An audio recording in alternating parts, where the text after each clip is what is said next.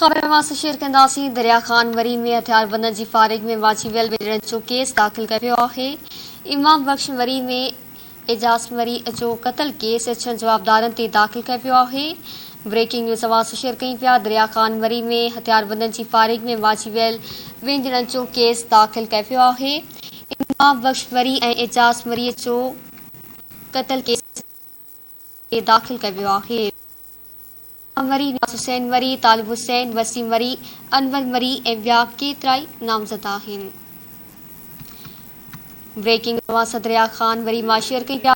दरिया ख़ान वरी में हथियारबंदनि जी फारिग में वाची वियल विझड़ण जो केस दाख़िल कयो वियो आहे।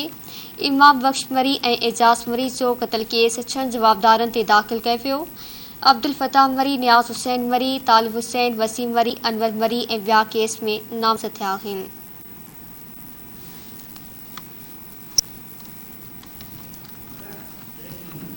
ब्रेकिंग न्यूज़ आवाज़ शेयर कई पिया। दरिया ख़ान वरी में हथियारबंदनि जी फायरिंग में वाची वियल विझड़ण जो केस दाख़िल कयो वियो आहे।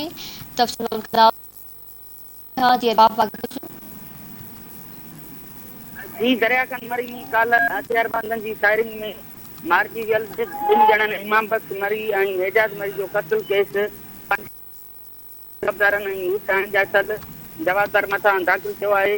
केस मक़तूल मरी जे वालिद इमाम बख़्श मरी जे सोट इमाम दीन मरी जी फिरियाद ते जवाबदारनि अब्दुल फताह मरी, नियाज़ हुसैन मरी, तालिब हुसैन मरी, वसीम मरी, अनवर मरी ऐं हिकु अणॼातल जवाबदार ख़िलाफ़ दाख़िल थियो आहे।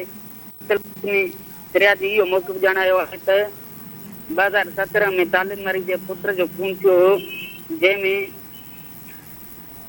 जंहिंजो केस दाख़िल जवाबदार गुलाम मोहम्मद उर्फ़ गुड्डू जना ऐं ॿियनि ते दाख़िल कयल आहे।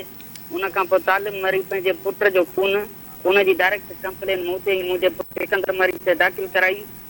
केस में हुन ॼाणायो आहे दरिया ख़ान मरी शहर खां ॻोठ वञी रहिया हुआसीं त मोटरसाइकिल सवार हथियारबंदनि पुल विंगड़ लिंक रोड ते दरगाह सैयद हसन शाह वटि फायरिंग कई। इमाम बख़्श मरी ऐं एजाज़ मरी क़त्ल थी विया। केस दाख़िल थियण खां पोइ पुलिस छापा सिलसिलो जारी आहे। जी, मेहरबानी अरबाब मरी तफ़सील ॼाणण जे लाइ।